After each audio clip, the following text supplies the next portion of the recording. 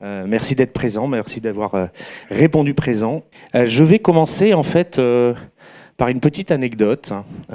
C'était en 2008, à peu près à la même période. Je me fais soudainement quitter par mon entreprise, un grand groupe dans le monde du service. Un peu malgré moi, après 10 ans d'investissement et de passion. Et pour inventer ma vie d'après, je décide de monter une SARL qui est ni plus ni moins un véhicule de facturation et de trouver mes missions moi-même pour faire ce que je faisais dans ce grand groupe, c'est-à-dire redresser des filiales, redynamiser, réorganiser et remettre de la dynamique. Et il se trouve que pendant 4 ans, j'ai fait ça. Je ne savais pas que ça s'appelait du management de transition. Je l'ai appris au fur et à mesure. J'ai appris aussi qu'il y avait un marché qui s'était organisé avec ce qu'allaient être nos futurs confrères. Et au bout de 4 ans, Wayden s'est développé sur cet hôtel-là parce qu'on s'est organisé et puis on a proposé ça à un plus grand nombre de clients et managers. Ce que je veux vous dire par là, c'est que Wayden s'est créé autour de valeurs fortes que sont celles de l'entreprise et les nôtres aujourd'hui, c'est-à-dire l'éthique, le pragmatisme et l'audace. Et c'est un peu sur cette teinte-là qu'on a bâti cette matinée pour vous informer sur le management de transition et de manière très concrète où on va essayer de donner des clés et que chacun puisse repartir avec des réponses et avec peut-être des outils pour mieux opérer ce métier, parce qu'on croit que c'est un métier, si vous le souhaitez. Donc on va vous parler successivement de Wayden, du marché du management de transition. On a fait intervenir 2 managers de transition de métier qui sont des gens d'excellence avec qui on a déjà opéré des missions. C'est Élodie Loin et Pierre Fauquenot qui sont là, qui vont vous parler de leur expérience ou de leur mission. On a fait intervenir aussi Gilles Litras et Jean-Philippe Ménétré qui sont à la tête d'une formation qui est validée, adoubée par la Fédération nationale du management de transition. Et alors, ça commence bien. Et puis, on vous expliquera aussi les clés pour postuler et rejoindre Wayden et peut-être devenir un manager de transition Wayden. Je laisse tout de suite la parole à Jean-Marc Louis. Au meilleur moment. Merci Benoît. Bon, sans le slideshow, ça n'est pas beaucoup plus compliqué. Donc, on vous remercie déjà de vous être déplacé aujourd'hui. Je vais mettre dessus. Très bien, donc dans cette partie, c'est de vous parler effectivement de nous, Wayden. On a le plaisir de vous recevoir aujourd'hui et notamment particulièrement de ce qui peut nous distinguer aussi par rapport à nos confrères et à la profession, en tout cas ce qui nous singularise et ce qu'on souhaite ce qui nous singularise. La première chose, c'est que ce qui nous distingue, c'est qu'on a vraiment le sentiment d'opérer des missions de management de transformation. C'est un marché qui historiquement est un marché soit de retournement, redressement ou de relais, mais aujourd'hui beaucoup d'entreprises font appel à nous et on opère nos missions en étant toujours au cœur des enjeux et en cherchant à, je dirais, proposer à nos clients des managers en capacité de transformer finalement. Il y a 60% des projets aujourd'hui déclarés par la Fédération nationale du management de transition via Exerfi qui sont de la transformation. La deuxième chose, c'est une sélection sur nos candidats. On a véritablement la volonté d'intégrer dans notre vivier de managers de transition des gens à la fois qui ont une expertise métier reconnue, en tout cas, et des expériences significatives qui constituent finalement leur terreau, mais aussi on est très vigilant à ce que ce soit des gens qui aient des skills, qui soient en capacité justement d'intervenir dans des environnements où ils vont devoir transformer, opérer des missions en ayant finalement une attitude et un comportement exemplaire au service de la mission et de l'entreprise. Et ça, c'est un élément qui est vraiment essentiel pour nous, sur lequel on est extrêmement vigilant, parce que c'est l'une des clés majeures de la réussite finalement des missions. Un binôme manager-directeur associé sur chaque mission. Une mission, ça s'opère. Une mission, ça s'accompagne. Une mission, ça a le mérite. Il faut à un moment donné que ce soit la satisfaction, effectivement, de l'entreprise. Elle ne passe aussi que par le fait que le manager ait les conditions pleines pour pouvoir intervenir. Et on est très vigilant à un certain nombre de détails dans le lancement de la mission, pendant le suivi de la mission, pour être, je dirais, pour symboliser, on est présent sans être pesant, mais il faut être là, aux côtés du manager et aux côtés des clients. Et ça, c'est quelque chose sur lequel on est réellement attentif. Et puis l'innovation, parce que depuis le début, on a la volonté aussi d'utiliser les outils d'aujourd'hui pour préparer demain. Donc là, par exemple, on a refondu notre site. Et puis, on a eu récemment, je ne sais pas où il est d'ailleurs, Olivier Geyer, Olivier, qui vient de nous rejoindre en tant que CMO. Olivier, il a une expérience notamment importante aussi au niveau des startups. Donc, on a vraiment voulu innover en prenant des gens qui vont nous accompagner demain à opérer, finalement, aussi de manière digitale, ce marché. Alors maintenant, quelques mots. Wayden, c'est 2000 managers chevronnés dans Wayden Sélection. On a vraiment la volonté en permanence de régénérer notre vivier, ce qui fait qu'on rencontre environ un peu plus de 1000 candidats par an. Évidemment, on ne peut pas recevoir tout le monde, donc il y a une présélection importante qui est faite, mais on se fait vraiment comme une religion, je pourrais dire, de rencontrer en permanence des candidats pour avoir toujours un vivier qui nous permette de répondre aux attentes de nos clients au plus rapide. C'est une certification Bureau Veritas qui nous encadre, qui nous norme. C'est la norme qui est au sein de la Fédération nationale du management de transition, certifiée Bureau Veritas, qui encadre tout le process et qui finalement nous amène aussi à être obligés d'opérer nos missions dans les règles de l'art pour qu'elles réussissent. Wayden, c'est 350 clients depuis sa création, environ 80 missions par an et 15% de nos missions opérées à l'international. Avec au niveau de la répartition de nos missions, 50% dans l'industrie, 30% dans les services et 20% dans le retail et la distribution, ce qui sont globalement les chiffres de la profession également. Une équipe dynamique, évidemment, que je présente ici, donc Perrine, Guillaume et Rémi. Benoît est effectivement au fond là-bas. Alors, quelques exemples également d'entreprises, donc dans l'industrie, le transport, vous voyez quelques exemples. Renault, GCC dans certains cas, services tertiaires. Donc voilà, on opère vraiment dans tous les domaines d'activité.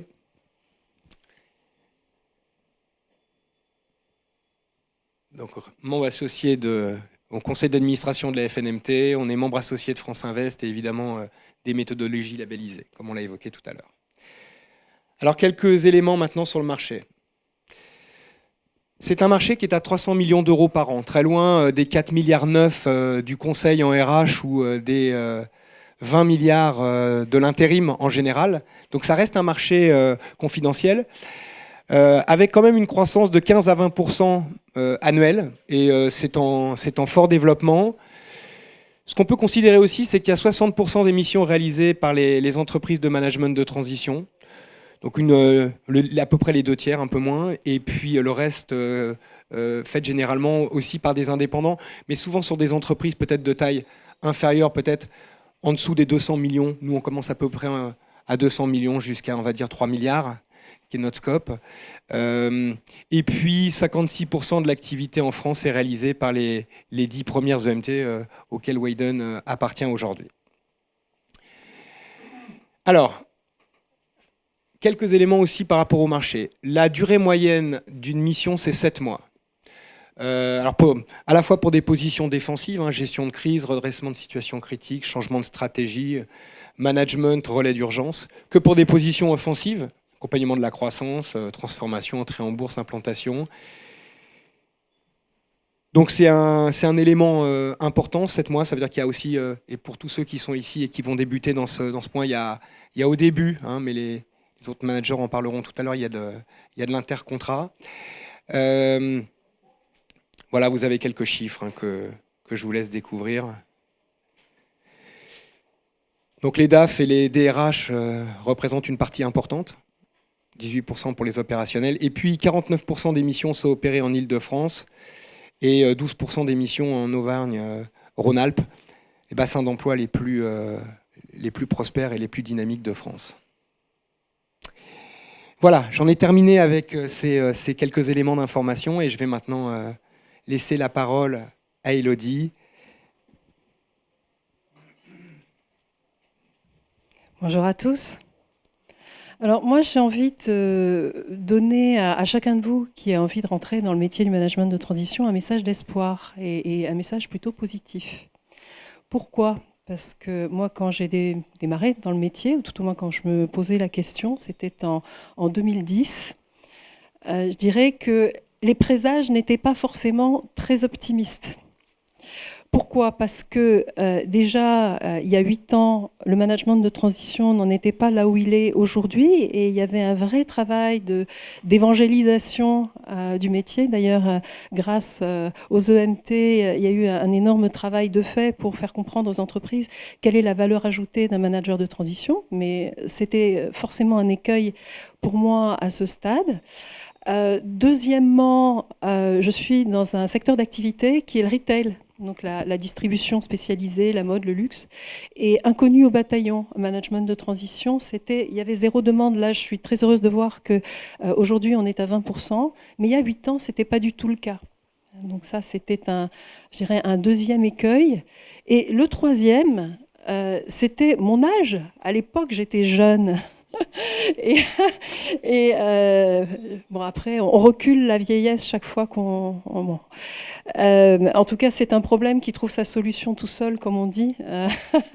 Mais c'était un souci quand même parce que j'aurais pu ne pas être crédible. Et en tout cas, quand on voyait arriver, on se posait la question de la légitimité de la personne si jeune en management de transition.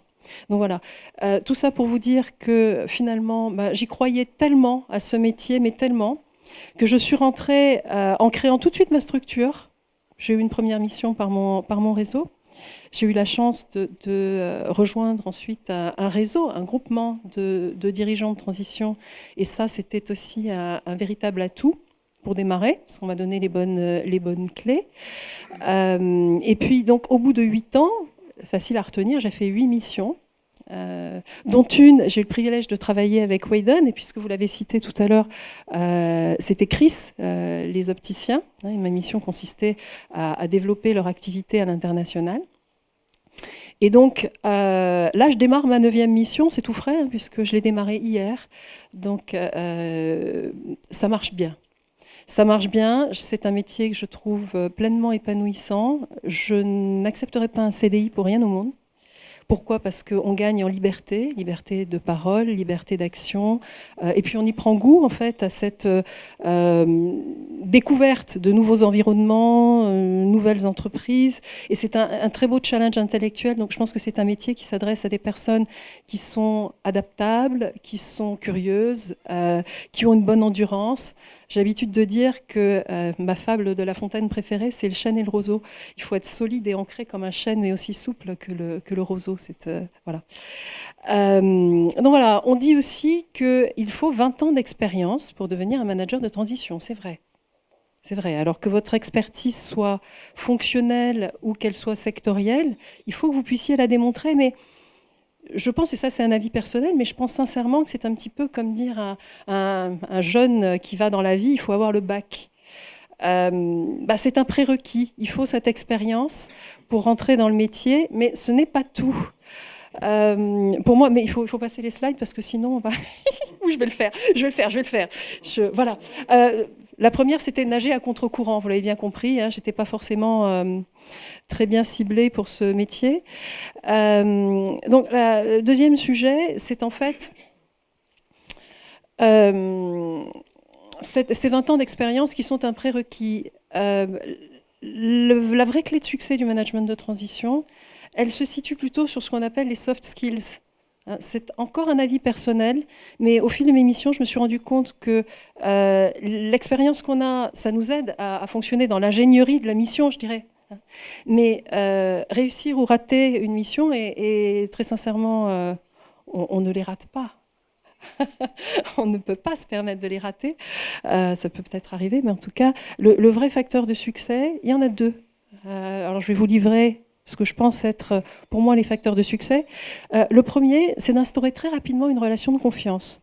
Alors, une relation de confiance avec l'ENT avec laquelle on travaille, puisque c'est eux qui nous placent, et je peux vous assurer que Wayden est extrêmement présent de manière très constructive, positive, comme vous l'avez dit, dans les missions, et est un allié précieux pour nous, à tout stade de la mission, de la négociation, suivi de mission, etc. Mais la relation de confiance, il faut aussi la tisser, d'une part, avec le donneur d'ordre, avec qui on va travailler pendant quelques mois, mais aussi avec les équipes, et très rapidement avec les équipes, parce qu'on est dans le management de la transformation, et on va forcément, à un moment donné, les perturber. Donc, si on n'a pas réussi en amont à avoir tissé ce lien de confiance, c'est très compliqué par la suite. Donc ça, c'est pour moi un premier facteur clé de succès. Le deuxième, merci Perrine de m'avancer.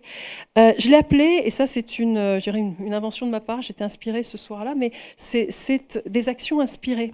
Qu'est-ce que ça veut dire qu'une action inspirée? Ça veut dire qu'à chaque moment que vous allez prendre une décision ou faire une action quelle qu'elle soit, et la parole est une action aussi, elle doit être en parfait alignement avec trois choses. Déjà, d'une part, les valeurs de l'entreprise dans laquelle vous opérez. Deuxièmement, avec les circonstances, le contexte finalement dans lequel vous arrivez. Et puis troisièmement, et ça je trouve que c'est un point très très important, avec chacune des personnes avec qui vous allez avoir à collaborer. Et constamment, sur tout le fil de la mission, on est un peu, vous voyez, la slide précédente, c'était sur un fil. Là, de la même manière, chaque geste est précis, chaque positionnement a son sens. Et il peut varier tout au long de la mission, bien sûr. Il y a des moments où vous allez devoir être plus directif parce qu'il y a le feu et qu'il va falloir agir. Des moments où vous allez être dans, je dirais, la collaboration. Et c'est cet ajustement constant au fil de la mission que vous allez devoir travailler pour pouvoir réussir vos missions. Donc voilà, je voulais finir par juste une slide assez amusante parce que finalement, c'est vrai, je pense que c'est un métier où on peut se dire, bon bah, il faut aimer l'aventure et si tu crois que l'aventure est dangereuse, et c'est donc la routine, elle est mortelle, ça veut dire qu'on ne s'ennuie pas.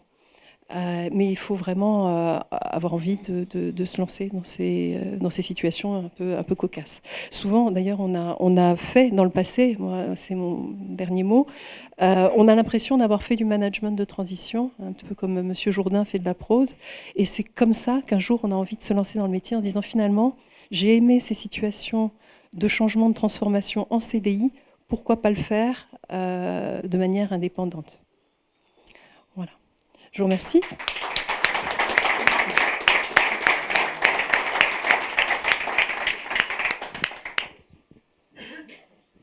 Je te laisse, j'aurais pu t'introduire. Non, c'est pas grave. Pierre est un manager de transition et ami depuis maintenant 8 ans, 9 ans. Voilà. Quand on aime, on compte plus. Merci. Donc, Pierre Fauquenot, moi je fais des missions de DSI de transition. Avant, j'étais DG ou directeur commercial et marketing. Et puis après l'échec d'une start-up en 2002, j'étais plus employable dans ma tête. Je pouvais plus. J'ai jamais supporté mes DG. J'en ai fait virer 3. Et finalement, j'ai trouvé qu'une relation avec un client, ça n'avait rien à voir avec une relation avec un patron qui a le sentiment d'être mon suzerain et de me posséder. Et donc, je n'ai jamais eu de difficultés relationnelles avec mes clients. Ils peuvent me demander ce qu'ils veulent, tout est possible. Alors qu'un patron, à un moment donné, je vais juger sa performance et est-ce qu'il est à la hauteur ou pas? Est-ce qu'il représente un danger pour le groupe qui est l'entreprise qu'il pilote?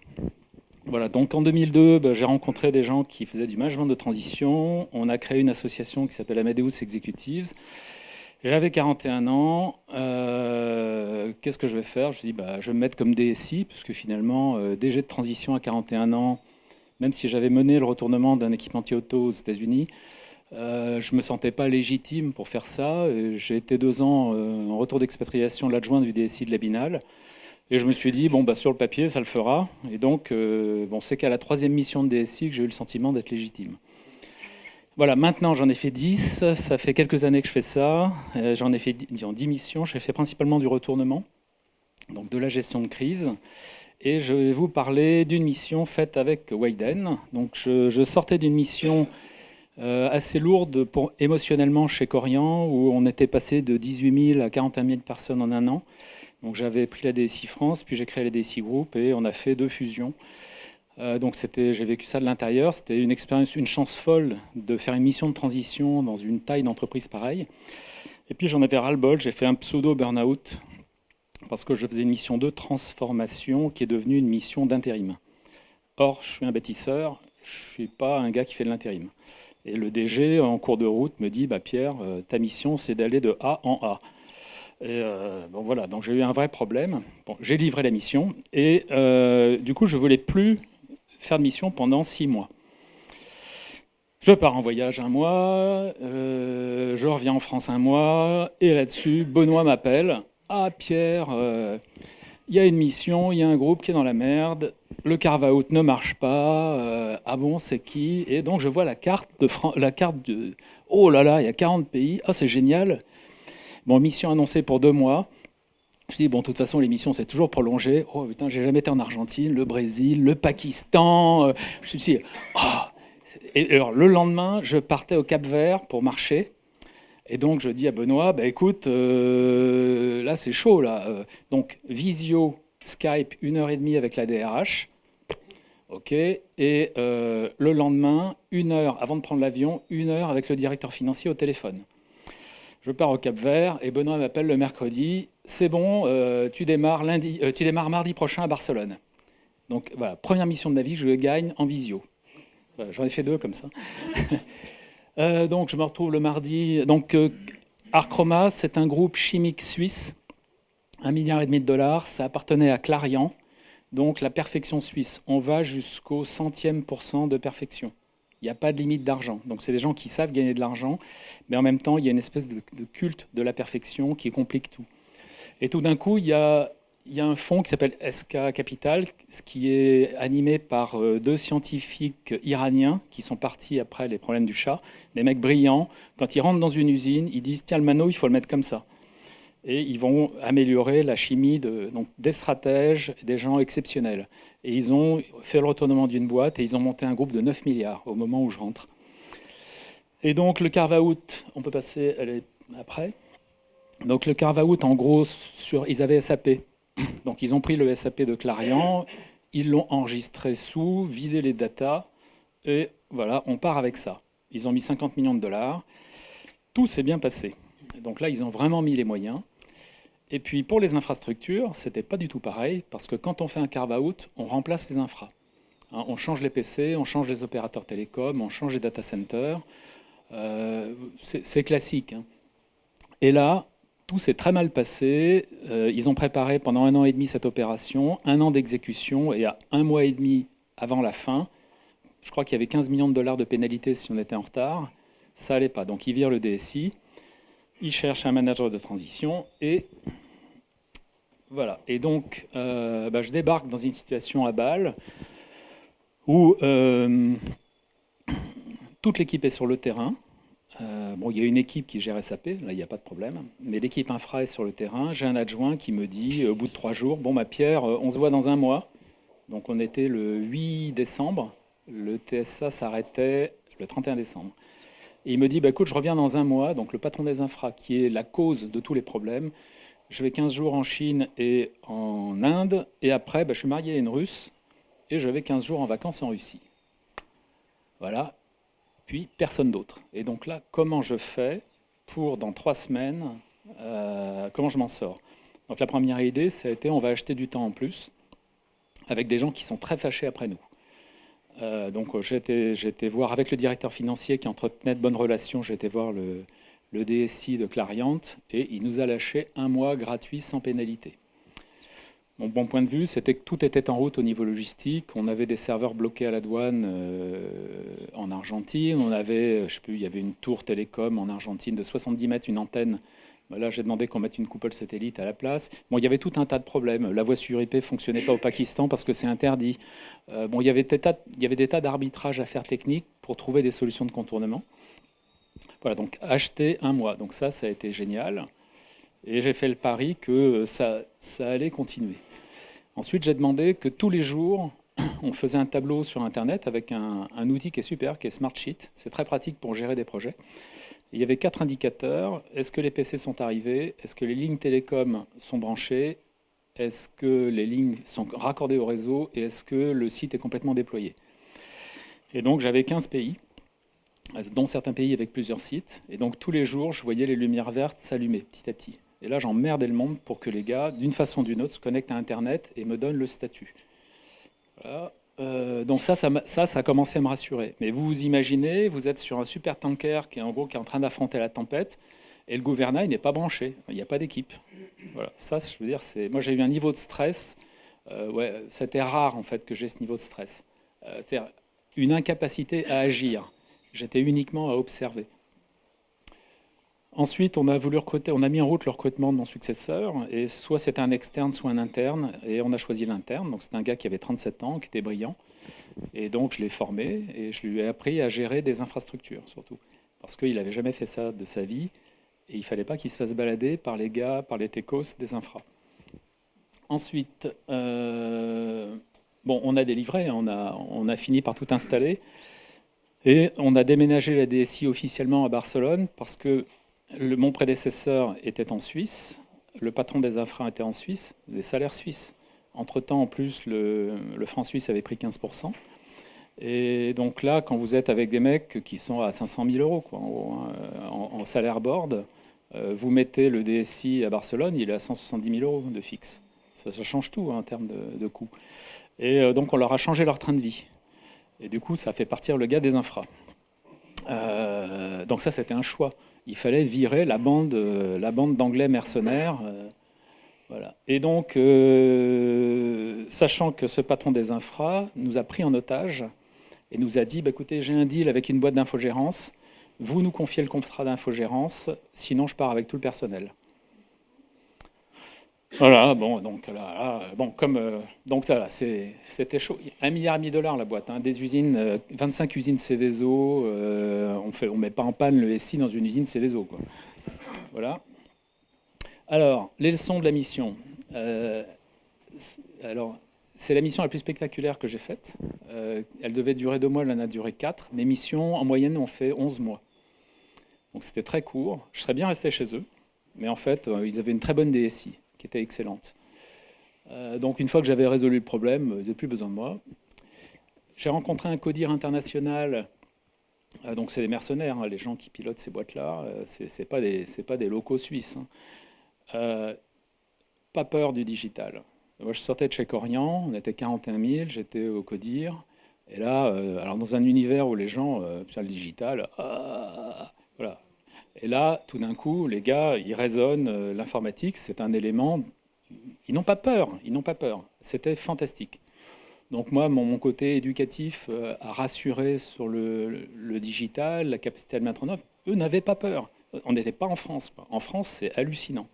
Vous allez à San Francisco, la ménagère, elle sait ce que c'est que l'offre et la demande et ce que c'est qu'un PC. Ici... vous avez tous un smartphone dans la poche et à l'idée d'avoir un système d'information, on est terrorisé. C'est la même chose qu'un smartphone, c'est pareil. Ensuite, j'avais donc une bande de mercenaires anglais. Alors, les Anglais ont une particularité comme les Américains, ils ont une très forte estime d'eux-mêmes. Et donc, c'est très trompeur, on les croit très forts et en fait, ils ne sont pas si forts que ça. Donc, je dis en général, vous prenez le CV d'un Anglais, vous en enlevez 40%, vous avez une idée à peu près de son niveau. Ensuite, ils avaient sous-traité aux Indiens. C'est une catastrophe. Les Indiens, individuellement, ils sont bons. Ils vous disent, c'est pas cher, c'est $300. Ouais, sauf qu'il en faut 2 pour faire la même chose qu'un Français.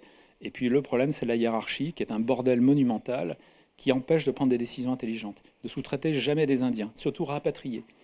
Bon, les groupes suisses globaux, c'est exceptionnel. Benoît, ça a été très intéressant, parce que Benoît avait une relation avec la DRH, et qui a été très complémentaire, qui a permis d'avoir des messages. Et donc, on a fait on avait un travail tous les deux, une synergie autour de ça. Et je pensais visiter plein de pays. Et finalement, j'ai été qu'à Bâle et à Barcelone. Bon, mais alors 2 mois à Bâle, pas d'intérêt. Par contre, 2 mois à Barcelone, ouais, c'est vraiment super, Barcelone. Ouais, on était, juste pour info, on était sous l'axe de l'aérodrome, dans la zone franche. Donc, l'usine était là. Mais bon, on était à un quart d'heure du centre-ville. Voilà, c'est tout. Voilà.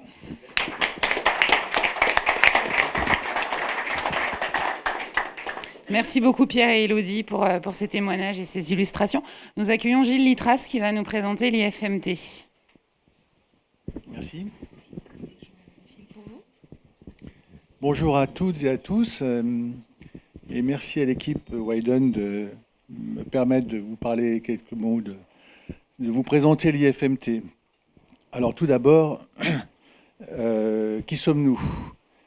Eh bien, nous avons été créés en fin 2016 par la volonté de la profession qui est organisée en deux parties, par le Syndicat national du management de transition d'un côté et la Fédération nationale du management de transition à laquelle Widen est adhérent. Donc l'idée, c'était de les aider à contribuer à leur mission de professionnaliser le métier, de partager les meilleures pratiques de ce métier et d'installer une éthique forte de ce métier. Alors la mission de l'IFMT, plus spécifiquement, c'est de proposer des programmes de formation qui sont adaptés et pertinents vis-à-vis des besoins du marché, avec une approche pédagogique et des intervenants de qualité. Donc nous formons des managers de transition certifiés. C'est aussi parce que nous sommes en parfaite conformité avec la réglementation de la formation professionnelle continue. Nous sommes certifiés Datadoc, référencés Dochelio, éligibles au CPF, et c'est avec tout ça que nos formations sont finançables dans la plupart des cas, et bien sûr reconnues par la profession. Alors, quelles sont-elles, ces formations? Eh bien, nous avons créé un site web que je vous invite à visiter si vous ne le connaissez pas déjà. Et nous démarrons la présentation de nos formations par en fait un questionnaire auquel nous vous proposons de répondre, qui a pour but simplement d'essayer de vous donner une indication et de vous positionner quant à ce beau métier qu'est le management de transition. Ensuite, nous vous présentons donc nos deux formations qui ont des objectifs différents, surtout dans la cible à laquelle ils s'adressent. La première formation, le module 1, s'adresse à des managers qui souhaitent rentrer dans ce métier de manager de transition. Cette formation est de 2 jours et permet d'obtenir un passeport qui vous positionne simplement dans le métier du management de transition. La deuxième formation, elle s'adresse plus particulièrement à des gens qui ont déjà fait des missions, que ce soit des missions à l'intérieur de sous leur statut de salarié dans leur entreprise précédente, ou des missions qu'ils ont faites déjà dans une posture de manager de transition, dans une structure d'indépendant. Donc ça, c'est la deuxième cible à laquelle s'adresse cette formation module 2, qui, elle, permet d'être certifié en fin de parcours. Ça se passe par une formation de 12 jours, les vendredis et samedis espacés de 15 jours à chaque fois, pendant 6 sessions. Et donc, l'obtention du certificat se fait devant un examen, avec un examen et une soutenance passée devant un jury. Alors, finalement, c'est quoi les bénéfices de nos formations? Qu'est-ce que ça peut vous apporter? Eh bien, pour ce qui concerne la formation de 2 jours, elle va essentiellement vous permettre d'élaborer votre offre de service, de la définir, de naviguer correctement dans l'écosystème du management de transition en comprenant les mécanismes, les acteurs, etc. Et finalement, de vous aider à prendre une position. Est-ce que c'est un métier qui est fait pour moi? Est-ce que j'y vais? Comment je fais pour décocher ma première mission ou une de mes premières missions? La prochaine session se fait le 18 et 19 novembre. Les inscriptions sont ouvertes. Si vous êtes intéressé, vous venez me voir à la sortie pendant notre échange à venir. La deuxième formation, le certificat de management de transition, c'est une formation qui est tournée autour d'un programme qui va adresser 5 parties différentes et complémentaires. La première, c'est se préparer au métier, fondamental. La deuxième, c'est appréhender la situation de l'entreprise lorsqu'on rentre en mission et faire ce qu'il faut faire et peut-être éviter de ne pas faire ce qu'il ne faut pas faire. Le troisième pilier, c'est la préparation de la mission. Le quatrième, le pilotage sous un angle de savoir-être. Si vous êtes DG, on ne va pas vous apprendre à être un meilleur DG, mais en revanche, on va vous apprendre à être un meilleur DG. À évoluer avec les bons réflexes de savoir-être. Et le dernier pilier, c'est le pilotage en situation critique, qui est souvent un contexte dans lequel un manager de transition doit évoluer. Les bénéfices qu'on peut tirer de cette formation au certificat, c'est premièrement de vous livrer les méthodes et la boîte à outils qui vous permettent de vous tirer d'affaire de la plupart des situations qui pavent le chemin d'un manager de transition. Le deuxième avantage, c'est de vous hisser, quelque part de vous hisser dans cette masse de managers de transition vis-à-vis de la profession, parce qu'on vous met en situation de connaître un certain nombre d'acteurs du métier. Et le troisième, c'est de vous faire intégrer le club des anciens, qui aujourd'hui est composé de 80 managers de transition certifiés, animés par Jean-Philippe Ménétret, le président de ce club, qui est ici parmi nous, je ne sais pas où il est, avec qui vous pourrez discuter tout à l'heure si vous le souhaitez. Voilà à peu près les bénéfices que l'on peut tirer de nos formations. Enfin, je terminerai... notre prochaine session pour cette formation au certificat de management de transition va démarrer le 25 octobre prochain. Les inscriptions sont ouvertes. Ça se passe par un dossier d'inscription et un entretien avec moi dans un premier temps. Et puis après, on va dans la formule traditionnelle de l'aspect administratif d'une inscription. Je terminerai par quelques exemples des dernières promotions que nous avons certifiées. Il y a une remise officielle en fin de formation devant la profession, où on remet les certificats. Ça se passe souvent dans une EMT différente à chaque fois, adhérente de la Fédération nationale du management de transition. C'est souvent un moment intéressant et un peu festif, qui permet aussi d'échanger avec les acteurs de la profession. Voilà les dernières promotions que nous avons certifiées. On est à votre disposition, Jean-Philippe Ménétret et moi-même, après cet échange tout à l'heure, si vous le souhaitez, bien évidemment. Merci de votre attention et merci à Widen.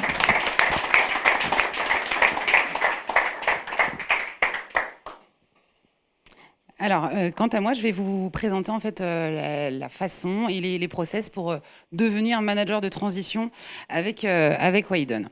Donc, on a eu l'occasion de vous le dire, hein, le management de transition, c'est un marché qui se structure, qui se développe. À ce jour, nous effectuons 80 missions par an. Et nous travaillons au quotidien pour accroître ce nombre.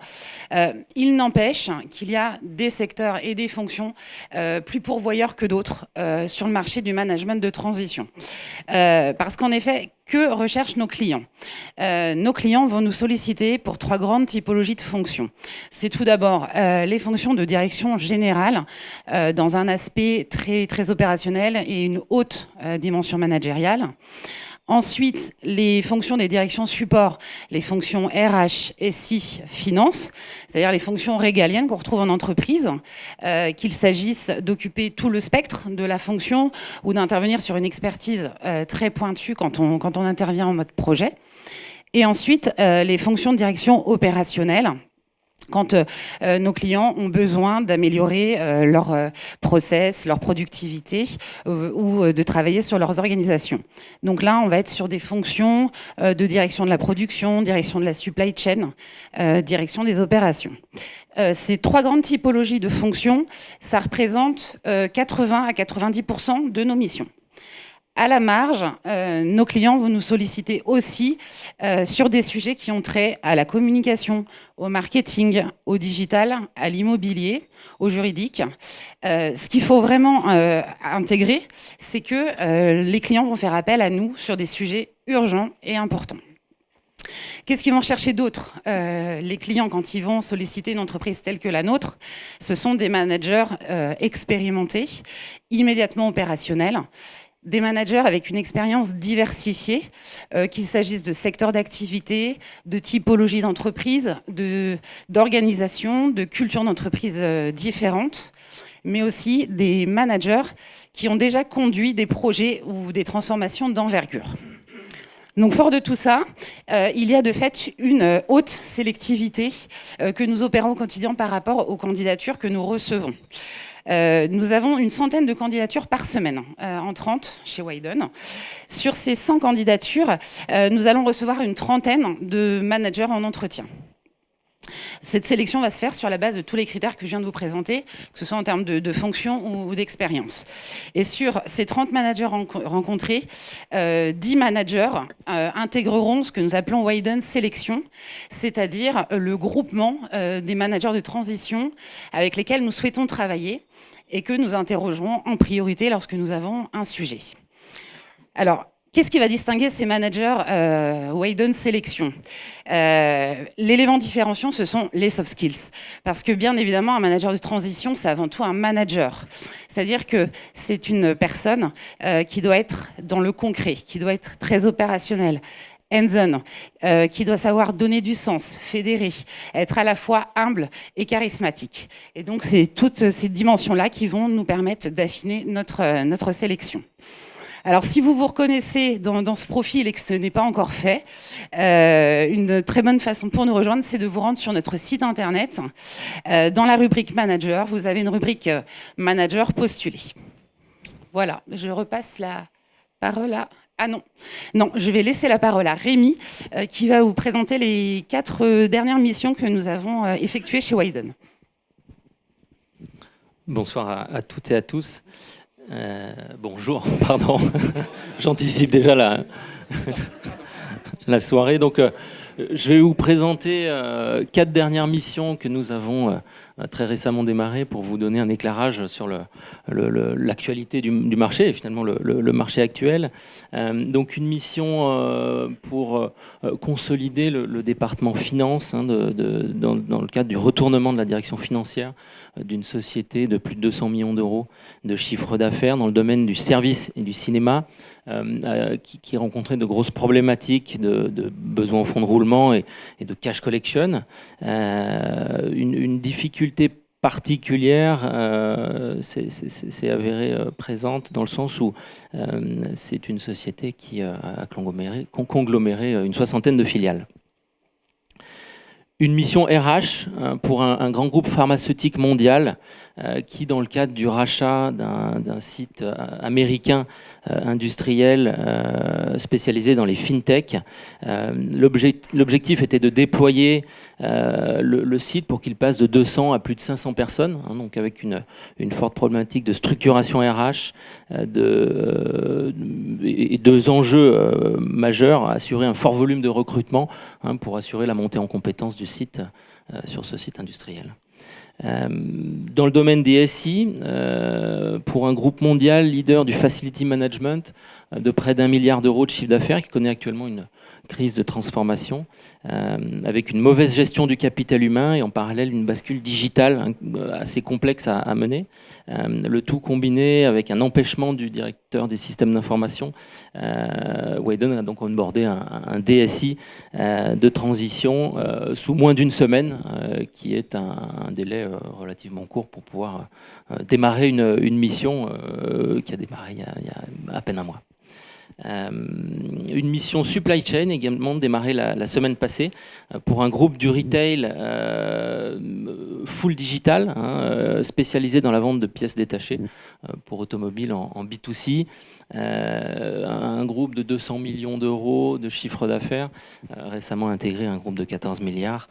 L'enjeu, la reprise en main des équipes de supply chain, la refonte du schéma directeur logistique également, et la remise aux normes finalement de l'ensemble des process supply afin d'harmoniser cette filiale avec les process du groupe. Voilà. Je repasse la parole à Benoît. Écoutez, c'est peut-être l'occasion de terminer. Je ne sais pas s'il y a quelques questions ou interrogations ou de choses que vous voulez partager. Vos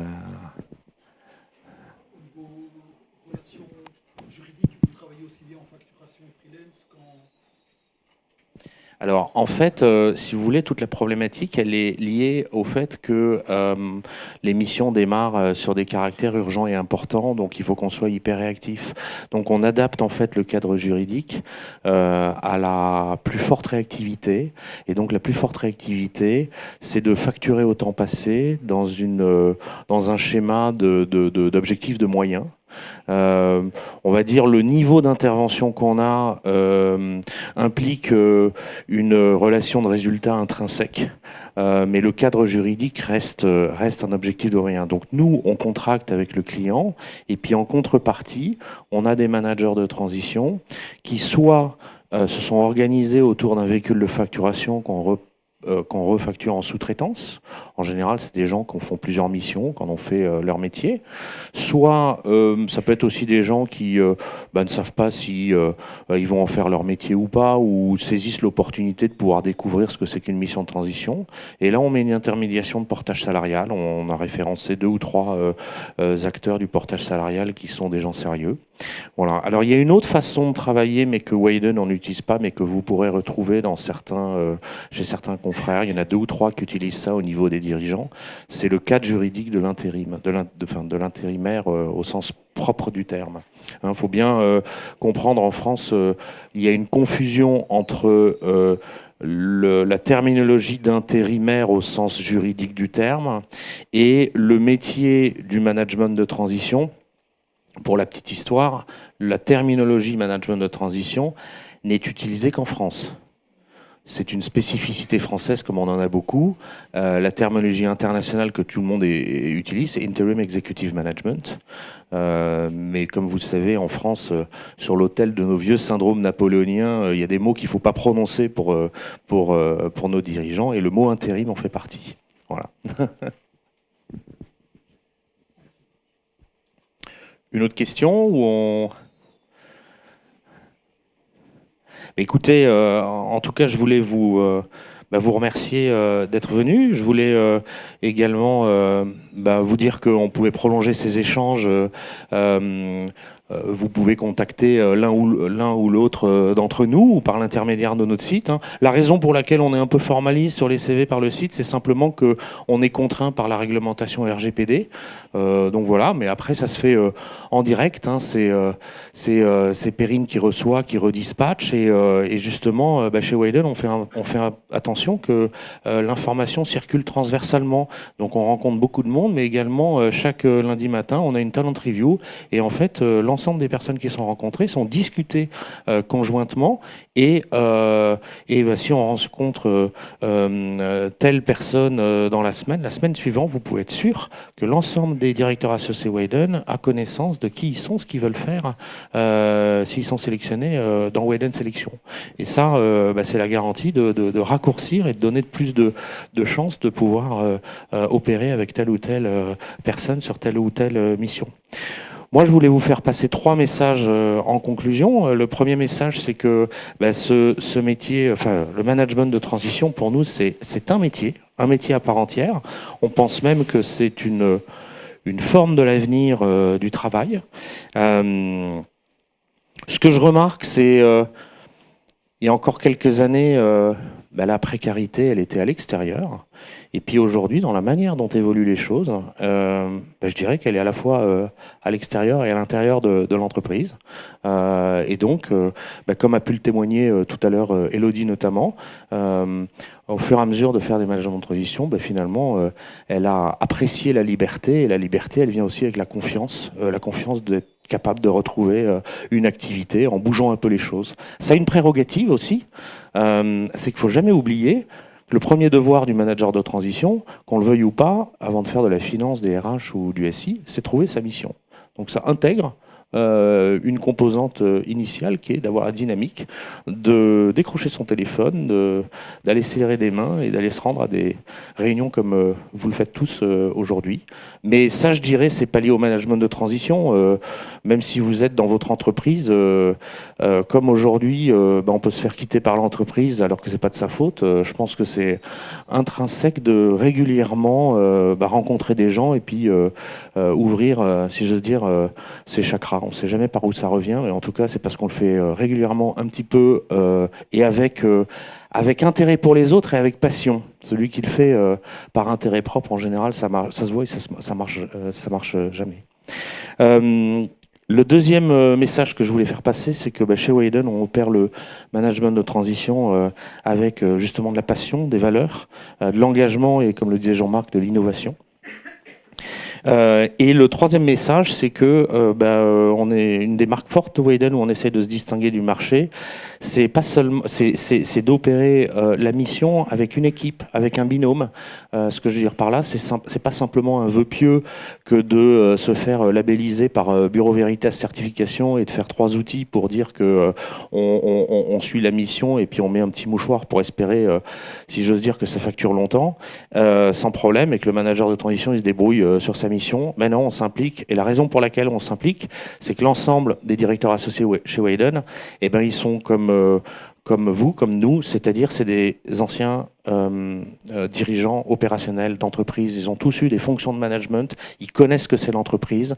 C'est pas seulement des gens de recrutement qui sont très forts dans la partie amont de la chaîne d'exécution, qui est de recruter vite la bonne personne. C'est aussi des gens qui savent intervenir sur la mission. Alors, quelle est la valeur ajoutée qu'on va apporter à une mission ? Ok, il y a des outils de suivi. Ok, on est labellisé, etc. Moi, je crois qu'il y a 3 éléments importants.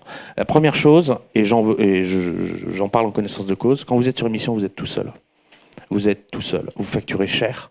Vous ne pouvez pas toujours aller voir le client en lui disant là, je sais pas, j'ai un problème, voilà, je suis humain, etc.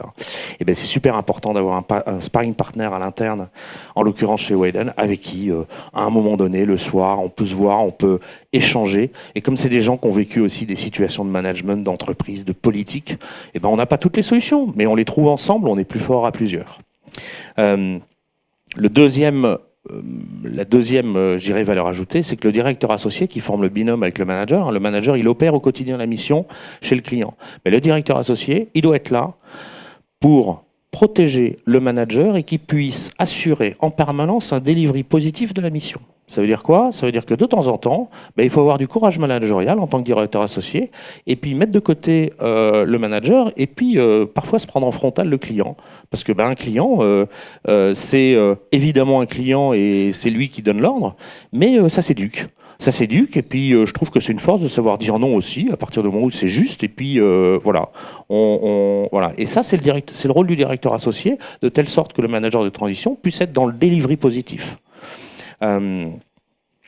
Le troisième élément de valeur ajoutée, c'est que à un moment donné, qui qu'on soit le manager le plus expérimenté, le dirigeant le plus formidable, on peut avoir une limite technique, fonctionnelle. Et puis là, il faut que la communauté Wayden puisse vous aider sur problématiques techniques, juridiques. Voilà, on ne sait pas tout. Il faut qu'il y ait cette réponse qui arrive vite et qui soit vertueuse pour la mission, pour le client comme pour le manager. Et je crois que c'est ça les vraies valeurs ajoutées d'une mission. Après, on peut faire un rapport tous les mois autour d'une réunion avec le client. On peut prendre le thé ou faire un déjeuner, c'est sympa, mais la vraie valeur ajoutée, elle est là. Je voulais aussi dire un mot dans la continuité de l'innovation sur le lancement de notre nouveau site web. Vous retrouverez sur notre site web qui a été lancé lundi sous l'impulsion de Olivier Geyer, qui est notre directeur marketing. Et on est la première EMT à onboarder un directeur marketing à part entièrement parce qu'on a compris chez Wayden, en tout cas on joue les outils technologiques de demain qui vont nous permettre de nous rapprocher en proximité avec les managers et d'accélérer la mise en œuvre des missions avec nos clients. Et vous retrouverez sur ce site un site très expérience qui va vous permettre d'avoir toutes les informations sur qui nous sommes, ce que nous faisons, le management de transition, de pouvoir postuler et un certain nombre d'outils. Pour tout le reste, l'humain remplacera jamais les choses, on est joignable. Je vous remercie d'être venu. Et puis, je voulais aussi vous dire que, spécialement pour vous, on vous a commandé pour la suite de cette matinée, dans tout le quartier, les soldes qui commencent aujourd'hui.